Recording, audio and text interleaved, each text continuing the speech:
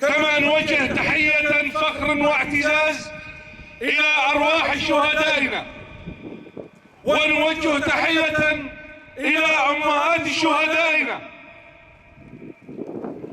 المجد والخلود لشهدائنا، الشفاء العاجل لجرحانا، الحرية للقائد عبد الله أوجلان، الحرية للقائد عبد الله أوجلان.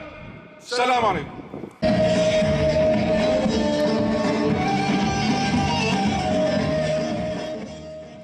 دور الشهيد دجوار حق القسم.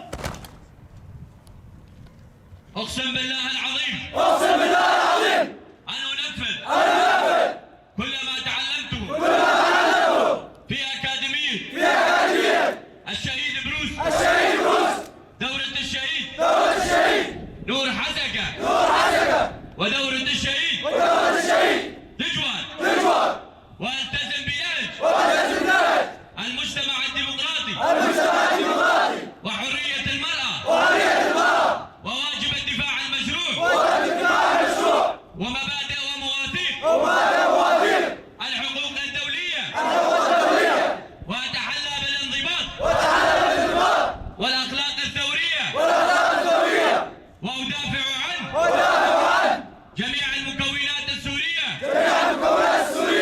وسلامة ووحدة ترابها ضد الاستبداد والإرهاب. وعلى هذا الأساس وأمام ذكرى شهداء الثورة وقدسية تراب الوطن وأخوة الشعوب وبكل مقاييس